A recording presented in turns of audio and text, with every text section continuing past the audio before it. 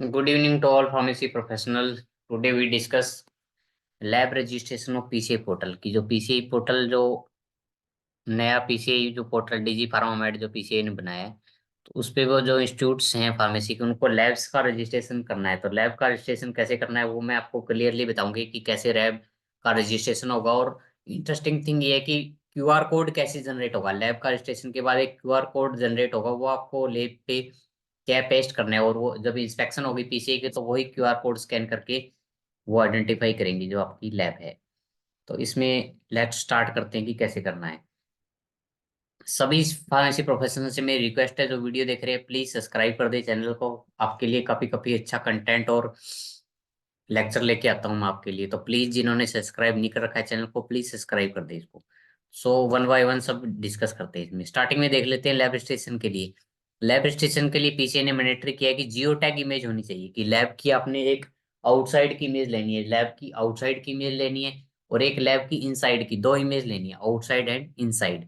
और वो लेनी है जियो टैग इमेज होनी चाहिए। जियो टैग इमेज का मतलब है उस पे लैटिट्यूड लॉन्गिट्यूड लोकेशन ये सब मेंशन होना चाहिए। तो वो कैसे करना है वो भी मैं आपको बता देता हूँ कि इसके लिए एक जीपीएस मैप कैमरा के नाम से ऐप आता है, गूगल प्ले स्टोर में जाके आप डाउनलोड कर सकते हैं। तो इससे इजीली आप इमेज है इस ऐप से आप कैप्चर कर सकते हैं। तो जीपीएस मैप कैमरा के नाम से ऐप है और लिंक मैंने यहाँ पे दे दिया है। इस लिंक से आप क्लिक करके या इसको प्ले स्टोर में पेस्ट करके इस लिंक को वहां से ऐप डाउनलोड कर सकते हैं और इससे इजीली जियो टैग ऐप है, जियो टैग इमेज आप डाउनलोड कर सकते हैं। नेक्स्ट मैं आपको जियो टैग इमेज शेयर करके भी दिखा देता हूँ कि जैसे जियो टैग इमेज कैसी होती है। तो जियो टैग जीपीएस कैमरा से जो इमेज आएगी वो कुछ इस टाइप की जियो टैग इमेज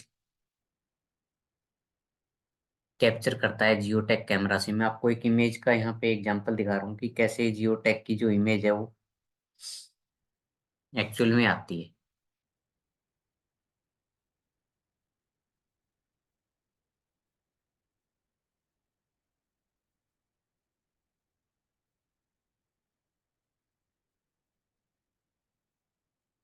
उसके बाद में पीसीआई की वेबसाइट पे जाके देखेंगे कि जियो टैग इमेज है वो कैसे वहाँ पे अपलोड करनी है। तो ये देखिए पीसीआई का जो पोर्टल है, पीसीआई का जो इंस्टीट्यूट वाला पोर्टल है उस पे आपने जाना है।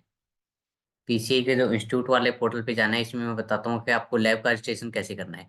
ऐसे जैसे आपने इंस्टीट्यूट का पोर्टल ओपन कर लिया, जैसे ही आप इंस्टीट्यूट का पोर्टल ओपन कर लेंगे तो उसमें ऐसे ऑप्शंस आते हैं। इसमें आता है institute lab registration. Lab registration पे आपने क्लिक करना है। जैसे मैंने कई सारी लैब्स यहाँ पे ऑलरेडी रजिस्टर्ड कर रखी है तो नया ऐड करना है, नई लैब आपने ऐड करना है तो वहाँ पे ऐड लैब्स में क्लिक करना है। तो एक्चुअल में ऐसा आपके पास पेज आएगा।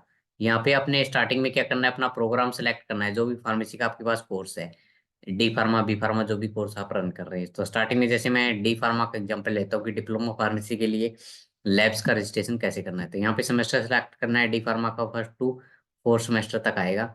तो जैसे फर्स्ट सेमेस्टर में सिलेक्ट करता हूँ तो यहाँ पे डिपार्टमेंट नेम पे आपने जाना है। डिपार्टमेंट में ऑलरेडी लैब शो कर देगा, इस डिपार्टमेंट वाइज आपने लैब करनी है।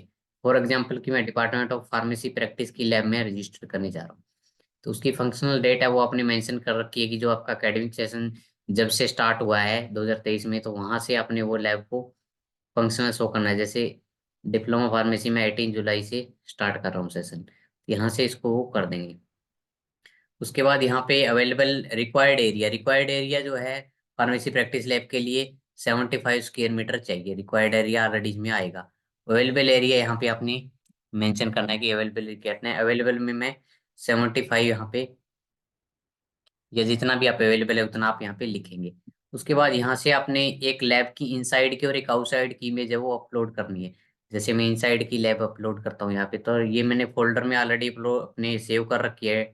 इसी में आप भी ऐसे सेव कर सकते हैं। जैसे इसमें मैंने फार्मेसी प्रैक्टिस लैब की इनसाइड की इमेज यहाँ पे सेव कर रखी है तो इसको यहाँ से सेलेक्ट कर लिया। उसके बाद एक आउटसाइड इमेज लैब की बाहर की साइड की, जिसपे इमेज का लैब का जो लेबल है वो शो होना चाहिए, वो यहाँ पे अपलोड कर देते हैं। तो ये मैंने दोनों अपलोड कर दी और दोनों का नेमिंग भी वही की है कि आउटसाइड और इनसाइड और लैब का नाम। अभी यहाँ पे लोकेशन फिल करनी है जी, लैटिट्यूड और लॉन्गिट्यूड क्या है। तो इसमें जो लैब्स का है वो मैं आपको फिल करके दिखाऊंगा कि कैसे करना है और फिर क्यूआर कोड को कैसे आपने सेव करना है वो भी मैं आपको इसमें कम्प्लीटली बताऊंगा। तो ये मैंने लैटिट्यूड फिल कर दिया। उसके बाद लॉन्गिट्यूड ये आपकी इमेज पे ऑलरेडी फील्ड आएगा वहां से आपने पिकअप करना है, लैटिट्यूड और लॉन्गिट्यूड है, वो वहां से जो इमेज पे लिखा आएगा जियो टैग पे वही आपने फिल करना है। ये मैंने यहाँ पे लैटिट्यूड भी है वो फिल कर दिया।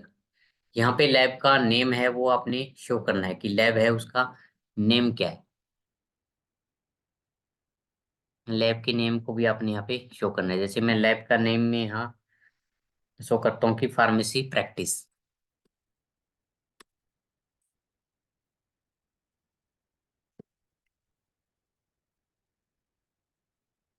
जो भी रूम लैब का आपका नंबर है वो आप मेंशन कर दोगे साथ में, जो लैब का वहाँ पे अपने नंबर है। तो ये टोटल डिटेल यहाँ पे फिल हो चुकी। अब इसको आपने क्या करना है, सेव करने से पहले इस क्यूआर कोड को आपने प्रिंट करना है। क्यूआर कोड बाद में जनरेट नहीं होगा अगर आपने इस टाइम इसको प्रिंट नहीं किया, डायरेक्टली सेव नहीं करना है। इसको प्रिंट के लिए मैं बता दूं आपने कैसे करना है। इसको कंट्रोल+P करना है आपने। कंट्रोल+P करके आपने इसको सेव कर लेना है। कंट्रोल+P करके आपने इसको, ये देख क्यूआर कोड यहाँ पे जनरेट हो गया, आपके इंस्टीट्यूट का नाम भी आ गया और सब कुछ डिटेल्स आ गई है। आपने जो लैब रजिस्टर्ड की थी उसकी डिटेल भी यहाँ पे देखो आ गई है। तो इसको आपने क्या करना है, सिंपली कंट्रोल+P करके प्रिंट करके अपने डेस्कटॉप पे या कंप्यूटर या जिसमें भी है वहाँ पे सेव कर लेना है। और सेव करना है अपने क्यूआर के नाम से करना है, क्यूआर कोड।